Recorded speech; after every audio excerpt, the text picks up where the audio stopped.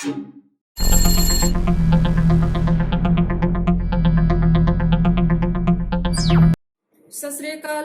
श्री अकाल, नमो बुद्धाय। जी सर जी, आपका हमारे वॉइस ऑफ मानवता न्यूज चैनल पर जो हमारी ये कड़ी है, हम हार नहीं मानेंगे, इसमें आपका बहुत बहुत स्वागत है। और सर, अपने हमारे जो दर्शक हैं उन दर्शकों को थोड़ा सा अपने बारे में आप बताएंगे, थोड़ा सा प्लीज। क्या करते हैं, कहाँ रहते हैं? मैं एडवोकेट हूँ सुप्रीम कोर्ट में। जी। मेरा नाम चेतन भैरवा है जी। बेसिकली मैं जो है राजस्थान से हूँ। अच्छा। और मेरी 34 साल की वकालत है हाई कोर्ट और सुप्रीम कोर्ट की। जी। हाँ, और अब से पहले मैं राजस्थान हाई कोर्ट जयपुर में जी भारत सरकार, राजस्थान सरकार, रेलवे और कोटा यूनिवर्सिटी का स्टैंडिंग काउंसिल रहा हुआ हूँ। अच्छा। मूलतः आपका जो प्रोफेशन है वो न्यायपालिका से ही जुड़ा हुआ है, कानून से जुड़ा हुआ है। हाँ, मेरा काम ये है, मेरा प्रोफेशन वकालत का है जी। और वकालत ही हम करते हैं। जी। चेतन सर, आपसे मैं ये जानना चाहूंगी, जैसे आप चूंकि वकालत करते हैं, न्यायपालिका से जुड़े हुए हैं, तो मेरा आपसे ये सवाल है कि भारतीय न्यायपालिका आज की स्थिति में हम देखते हैं मतलब कहीं से भी निष्पक्ष नजर नहीं आता। तो भारतीय न्यायपालिका की निष्पक्षता के विषय में आपका क्या राय है? भारत की न्यायपालिका बहुत उच्च स्तर की न्यायपालिका रही है। जी। आप पूरी दुनिया में मानी जाती रही है, लेकिन पिछले कुछ सालों में जी न्यायपालिका के स्तर में गिरावट आई है। जी। और इस बात को सभी मानते हैं, इंडियन सिटीजन भी महसूस करते हैं जी। और विदेशों में भी इस बात को महसूस किया जा रहा है। जी बिल्कुल, ये लगता ही है। अभी जो भी चल रहा है देश के अंदर और जो भी फैसले सुप्रीम कोर्ट के थ्रू आ रहे हैं या कोर्ट के थ्रू जो आ रहे हैं, तो उससे तो यही झलकता है कि अब जो है न्यायपालिका निष्पक्ष नहीं रह गया है। हाँ, न्यायपालिका की विश्वसनीयता पे काफी प्रश्न चिन्ह लगने लग गए हैं। जी। बहुत सारे जजमेंट ऐसे आए हैं जी। जिनसे ऐसा लगता है कि न्यायपालिका न्याय नहीं कर रही है और केवल जो है आदेश सुना रही है। जी। आदेश करना अलग बात है और न्याय करना अलग बात है। जी। ऑर्डर सुना देना, जजमेंट पास कर देना एक फॉर्मेलिटी है। अगर उसमें न्याय नहीं है तो एक फॉर्मेलिटी है। सही। न्याय का मतलब गले उतरने वाली बात होनी चाहिए। जी। वो सब नहीं हो रहा है। जी। चेतन जी, मेरा आपसे अगला सवाल ये है कि जैसे भारतीय संविधान का जो प्रस्तावना है, तो भारतीय संविधान के प्रस्तावना में पहले धर्म निरपेक्ष के स्थान पर पंथ निरपेक्ष लिखा गया, और अभी जो है प्रस्तावना से समाजवादी शब्द को रिप्लेस करने के लिए, ये हटाने के लिए प्रस्ताव पारित किया गया है। तो इस पर आप क्या कहेंगे? ये कहाँ तक उचित है? ये उचित नहीं है।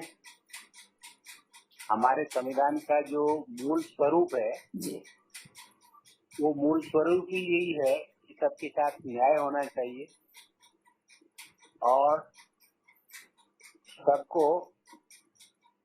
सबके साथ न्याय होना चाहिए और सबको ऐसा लगना भी चाहिए कि न्याय हो रहा है। जी। अब ये जो बातें हैं कि ये सब हटाए जाएं, तो ये सब गलत है। जी। अगर ये ऐसा होता है तो संविधान का जो मूल स्वरूप है उसके साथ छेड़छाड़ मानी जाएगी। मूल भावना ही उसका बदल जाएगा।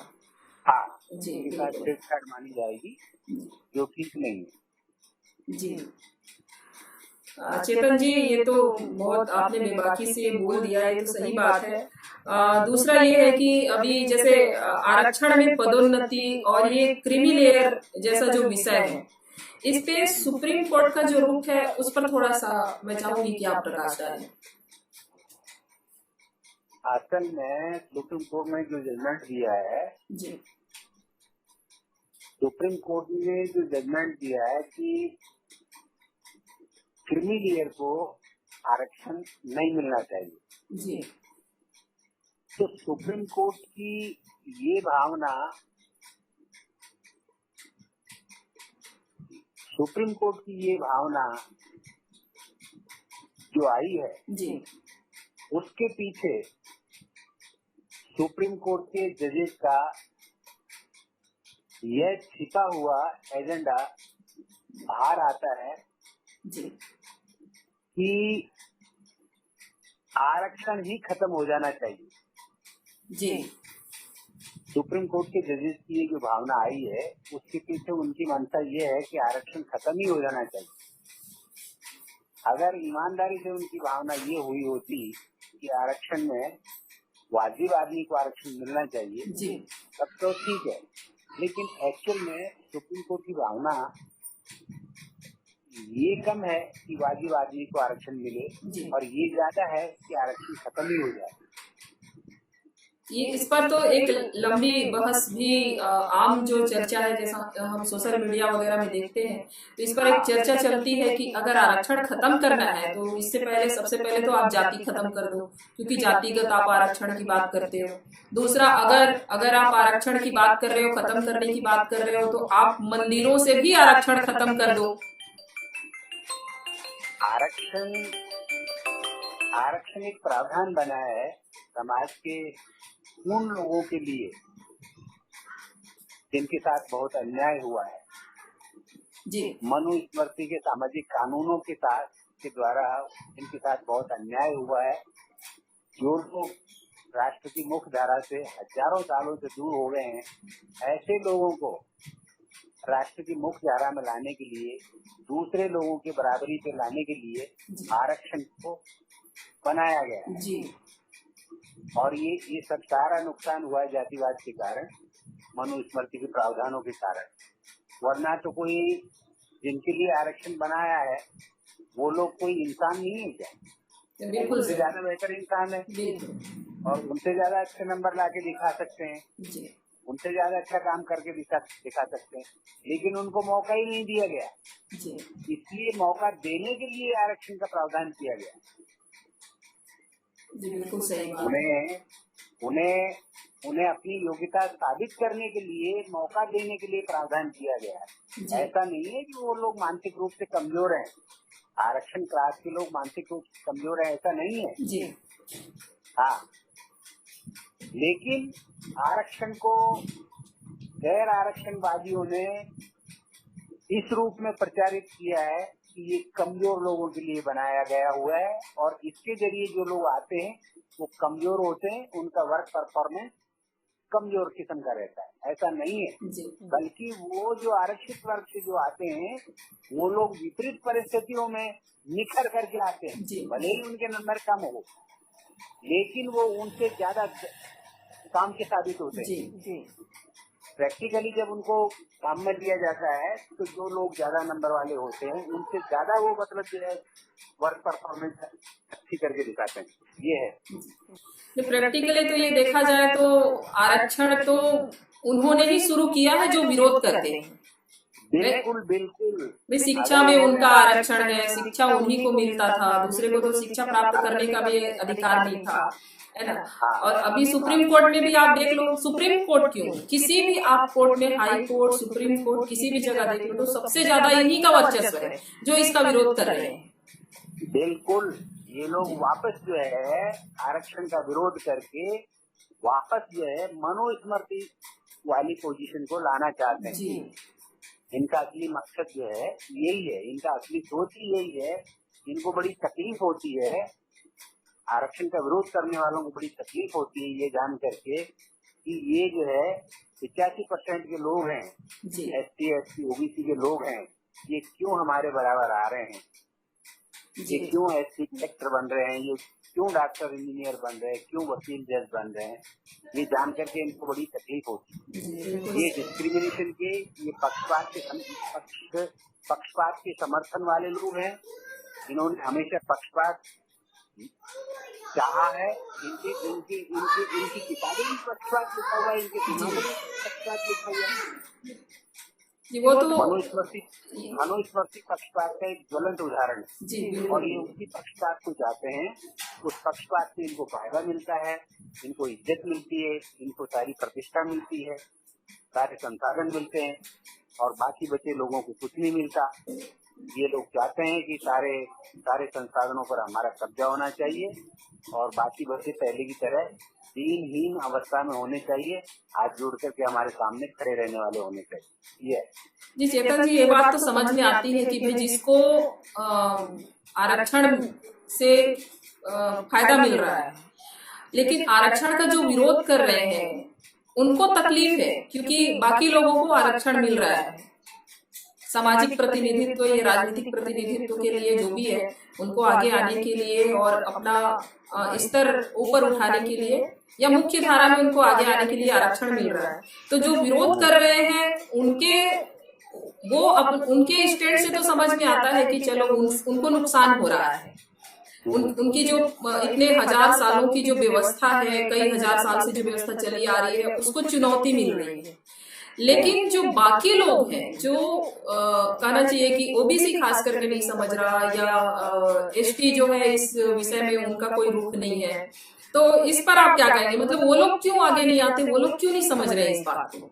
इसका कारण क्या है कि ओबीसी के लोग हैं जो फायदे नुकसान को देख करके चल रहे हैं जी, इंसानियत को, ह्यूमनिटी को देख करके नहीं चलते।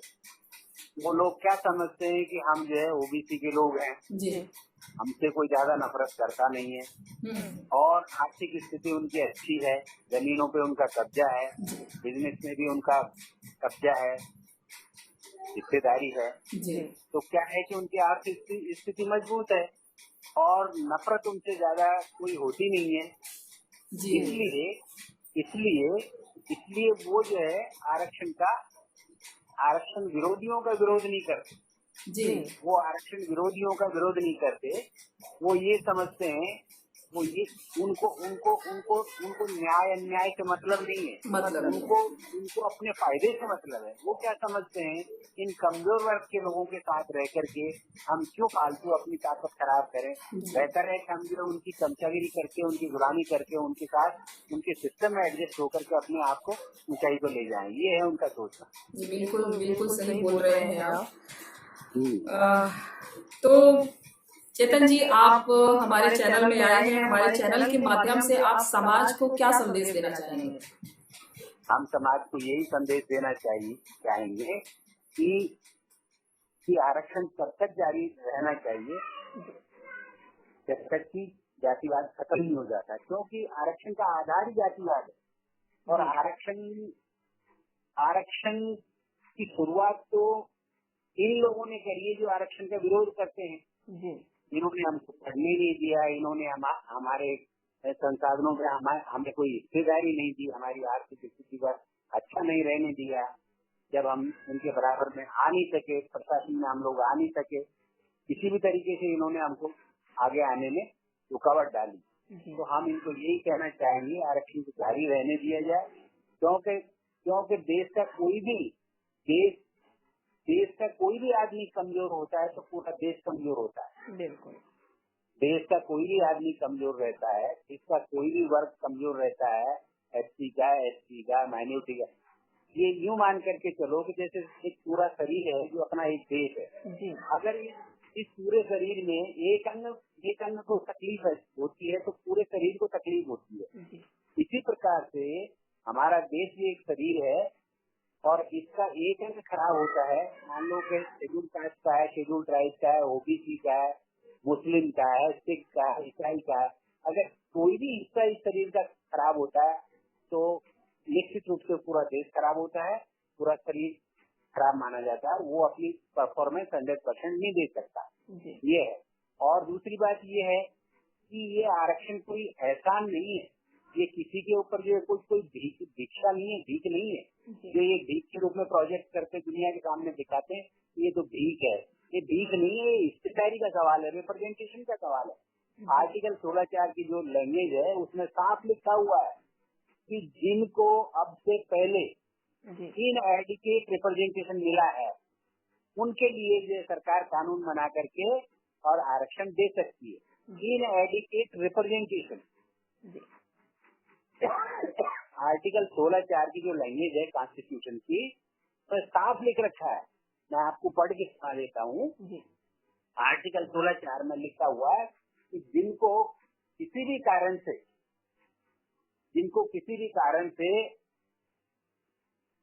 इनएडिक्वेट रिप्रेजेंटेशन मिला है, उनको जो है सरकार कानून बना करके आरक्षण दे सकती है।